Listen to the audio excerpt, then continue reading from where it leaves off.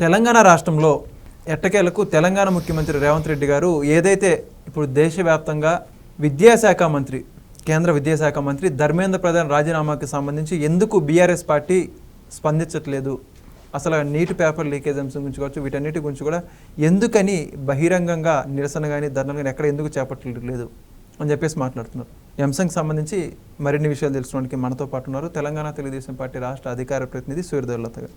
Madam నమస్కారం అండి. నమస్తే మేడం, మొత్తానికి తెలంగాణలో బీఆర్ఎస్ పార్టీ ఎందుకు మౌనం వహిస్తుంది? ఈ మౌనం వెనుకున్న కారణం బీజేపీతో వాళ్ళకున్న చీకటి సంబంధాల. ఇప్పుడు బీఆర్ఎస్ ఏదైతే తీరు అమలు చేస్తుందో దాన్ని బట్టించిన అర్థం చేసుకోండి, బీఆర్ఎస్ బీజేపీ రెండు ఒకటే అని చెప్పేసి రేవంత్ రెడ్డి గారు స్పష్టం చేస్తూ మాట్లాడుతున్నారు. మొత్తం నిజంగానే బీఆర్ఎస్ బీజేపీ ఒకటే అంటారా, లేకపోతే ఎందుకని మాట్లాడలేదు అంటారు నీటి అంశం గురించి బీఆర్ఎస్ పార్టీ? అంటే బీఆర్ఎస్ పార్టీ వాళ్ళ అధికారంలో ఉన్నప్పుడు జరిగాయి కదా, గ్రూప్ 1ది 10 సంవత్సరాలు పెట్టకుండా పెట్టిన ఎగ్జామ్ కూడా పేపర్ లీకేజ్ అయింది. అంటే అప్పుడు మీరు దాని గురించి అయితే ఎక్కడా డిస్కషన్ రాలేదు. అంటే మీరు చూడండి, ఇప్పుడు ఇండియాలో మొత్తం మీద 27 మంది చనిపోయారని అంటున్నారు కదా. సరే, అది ఏ కారణంతో చనిపోయారా, నిజంగా దాని మూలానే సూసైడ్ చేసుకున్నారా అనేది అది సెకండరీ అనుకుందాం. సరే, మన రాష్ట్రంలో జరిగినప్పుడు ఇక్కడ ఉన్న వాళ్ళు మీరు చూడండి, సోకాల్ జర్నలిస్టులంతా వీళ్ళందరూ ఇప్పుడు అక్కడ గురించి మాట్లాడుతున్నారు, ఢిల్లీ గురించి. అరే తెలుగు వాళ్ళు ఇక్కడ ఏడవచ్చుగా, ఇక్కడ ఏడవచ్చు కదా మీరు. ఇక్కడ జరిగినది ఎందుకు ఖండించలేదు ఆ రోజున? ఏం చేస్తున్నారు ఆ రోజున? ఇక్కడ ఆ రోజున కానీ ఖండించుంటే, అదే ఉద్యమం స్థాయి ఇక్కడ కానీ మనం తీసుకొచ్చుంటే మొత్తం దేశం భయపడేది కదా. ఎందుకు చేయలేదు ఆ రోజున? అంటే ఈ రోజున వీళ్ళు ఓన్లీ ఎవరైతే ఈ సోకాళ్ళు మాట్లాడుతున్నారు, నిజంగా చెప్తున్నారు, ఈ రోజున జర్నలిస్టులు అందరూ కూడా చాలామంది మీరు చూడండి, వాళ్ళందరూ కాంగ్రెస్ భావజాలాలతో ఉన్న వాళ్ళే దీని గురించి ఎంకరేజ్ చేసి మాట్లాడుతున్నారు. ఇప్పుడు మనకు జరిగేది ఏదైతే ఉందో స్టేట్లలో జరిగాయి కదా, అప్పుడు ఎందుకు మాట్లాడలేదు వీళ్ళు? సో ఎందుకు ఇప్పుడు ఓన్లీ కక్ష బీజేపీ మీదన, హిందూ మతం మీద కక్ష, బీజేపీ మీద మాట్లాడినా ఎవరు పట్టించుకోరు. ఇక్కడ జరుగుతుంది హిందూ మతం మీద కక్ష జరుగుతుంది. సో దీని గురించి అయితే అందరికీ బాధ వేస్తుంది. సో భారతదేశం మీద జరుగుతుంది దాడి.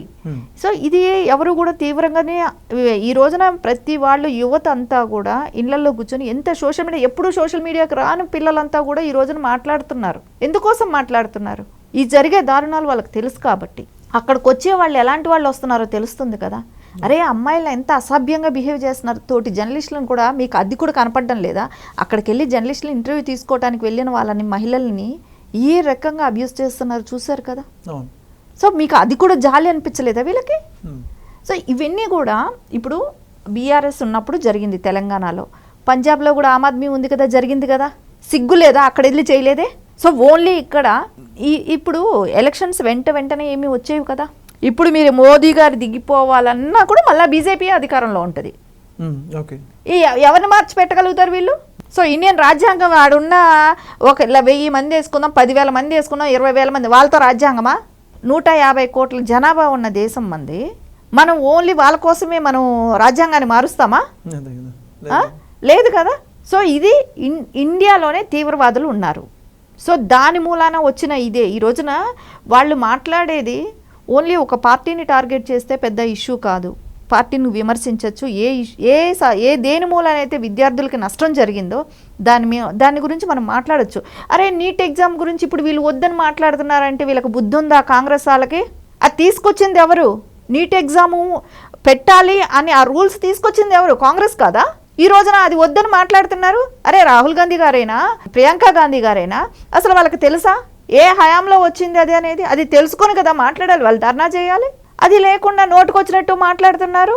అరే మీరే ప్రధాని కావాలనుకున్న వ్యక్తి అలా మాట్లాడుతున్నాడు అంటే ఎంత దారుణం. అంటే ఇవన్నీ కూడా కనమరుగు చేయాలి వీళ్ళు. ఈ రోజున ఓన్లీ ఢిల్లీ బేస్గా జరుగుతున్న ఇప్పుడు ఏదైతే జరుగుతుందో దాన్ని ఏంటంటే ఇండియా రెప్యుటేషన్ దెబ్బతీయాలి. మెయిన్ అదే. ఇవాళ మాట వస్తే అంటున్నది ఏంటి? బంగ్లాదేశ్ గురించి మాట్లాడుతున్నారు, నేపాల్ గురించి మాట్లాడుతున్నారు, శ్రీలంకలో జరిగినట్లు జరుగుతుందని అంటున్నారు. అంటే అలాంటి విధ్వంసం మీరు చూడండి, మన ఏషియా కంట్రీల్లో కొంచెం మనకు స్ట్రాంగ్ కంట్రీగా కనపడేది ఇండియా. ఇప్పటి వరకు కూడా ఇలాంటి విధ్వంసాలు ఎక్కడ కూడా జరగలేదు. అలాంటి దీని ఇండియా రెప్యుటేషన్ దెబ్బతీయడానికి ఎంత ఊహించలేదు. అట్లాంటిది ఇండియాలో అంతర్గతంగా కుమ్ములాట పెట్టాలనేది ఇది కొన్ని శతాబ్దాలుగా జరుగుతూ వచ్చింది. ఇదంతా కాంగ్రెస్ ఎంకరేజ్ చేసుకుంటా వచ్చింది. సో ఈ రోజున అది బ్లాస్ట్ అయింది. సో ఇక్కడ అంతమంది ఉన్నారు, నాన్ ఇండియన్స్ ఇంతమంది ఉన్నారనేది మనకి ఇప్పుడు క్లియర్గా అర్థమవుతుంది కదా. సో ఎవరైనా ముస్లిమ్స్ కూడా నేను చెప్తున్నా, ఇక్కడే పుట్టి పెరిగిన వాళ్ళకంతా అర్హత ఉంది, ఇండియన్సే వాళ్ళు, ఈవెన్ క్రిస్టియన్స్ అని. ఎవరికైనా హిందువులతో కలిసిమెలిసి ఇన్ని సంవత్సరాలు ఉన్నారు, కానీ ఈ రోజున అది కనపడడం లేదు కదా. సో వీటికన్నిటికీ కారణం ఎవరు? కాంగ్రెస్ జరిగినన్ని దారుణాలు మీరు చూడండి. ప్రతిసారి డివైడ్ చేసిన కాంగ్రెస్సే కదా, దేశాన్ని డివైడ్ చేసింది కాంగ్రెస్సే. చేసింది క్లియర్గా చేసిందా? ఈరోజు ఇప్పటి వరకు ఎన్ని తరతరాలు అవుతున్నా కూడా కుమ్ములాట్లా పెట్టింది. సో కొంత భాగమేమో చైనాకి ఇచ్చేసింది, పిఓకేనేమో పాకిస్తాన్కి మళ్ళీ ఇచ్చేసింది. అంటే ఇవన్నీ జరిగింది ఎవరు హయాంలో జరిగాయి? కాంగ్రెస్ హయాంలో కాదా? సో ఇన్ని వైఫల్యాలు చెందిన కాంగ్రెస్ మళ్ళీ ఈ రోజున మాట్లాడుతుంటే ప్రజలు ఇవన్నీ ఆలోచించరా? సో ఇప్పుడు ఏదైతే కాక్రోచ్ పార్టీ అని చెప్తున్నారో వాళ్ళేమో చక్కగా వెళ్ళి బర్గర్లు తింటా, కచోడీలు తింటా రెస్ట్ తీసుకుంటున్నారు. అక్కడ ఎవరో విద్యార్థులు, అంటే నేను అనేది ఏంటంటే ఒక 10% విద్యార్థులు ఉన్నారు, మిగతా అంతా అసాంఘిక కార్యకలాపాలు చేసేవాళ్లే ఉన్నారు అక్కడ. సో ఎంత దారుణంగా పోలీసుల మీద పెప్పర్సే. అప్పటి వరకు పోలీసులు ఎవరు కూడా వాళ్ళని ఏమీ చేయలేదు. పోలీసుల దగ్గరకు వచ్చి వాళ్ళ కళ్ళ మీద నోటి మీద పెప్పర్ స్ప్రే వాడినప్పుడు వాళ్ళకి ప్రాణరక్షణ ఉండదా? ఆర్మీ వాళ్ళని కొట్టి చంపేస్తారా? ఇదే దేశంలో ఉంటూ ఇక్కడ ఉండి ఆర్మీ వాళ్ళ మీద దాడులు చేస్తే వాళ్ళకు ఫ్యామిలీలు ఉండవా? వాళ్ళ మనుషులు కాదా? ఇవన్నీ జరుగుతుంది ఎవరి మూలాన? ఇదంతా వాళ్ళ వైఫల్యం కాదా? సో ఇవన్నీ ఖచ్చితంగా ప్రతి ఇండియన్ పౌరుడు కూడా ఈ రోజున ఖండిస్తున్నాడు, ముక్త కంఠంతో ఖండిస్తున్నాడు. సో ఇది ఈ రోజున వాళ్ళ మేబీ వాళ్ళు చెప్పిన లెక్క ప్రకారం 1,00,000 మందిని పెట్టుకోనివ్వండి, 100 కోట్ల జనాభా బయట వస్తారు. ఆ 1,00,000 మందిని పురుగుల్లాగా ఏరేస్తారు. ఆ రోజు కూడా వచ్చే వరకు వెయిట్ చేస్తున్నట్టున్నారేమో. అంటే ఇది మన ఇండియన్ భవిష్యత్తు, ఇండియా వాళ్ళ ఎవరు కూడా అలాగా తిరగబడాలనే ఆలోచన లేదు. మన ఎంతవరకు సాక్రిఫైస్ చేసే గుణం ఇండియన్స్కి ఉంటుంది. ఎప్పుడు కూడా ఇండియన్స్ అదే మనంతటా ఇప్పుడు ఎన్ని జరిగినా కూడా, ఎన్ని జరుగుతున్నా కూడా, ఎంత నష్టం అనుభవిస్తున్నా కూడా మనం ఇండియన్స్ ఎలా అనిపిస్తున్నామంటే అరే మళ్ళీ మనకు నెక్స్ట్ డే మంచి రోజులు వస్తాయి అనే ఒక సాక్రిఫైస్ చేసే గుణమే కానివ్వండి, ఓపిక కానివ్వండి, అది ఆటోమేటిక్గా ఉంటూనే ఉంటుంది. అది లేదనేది ఎప్పుడైనా ప్రూవ్ అయింది అనుకోండి, ఇట్లాంటివి అవుతాయి.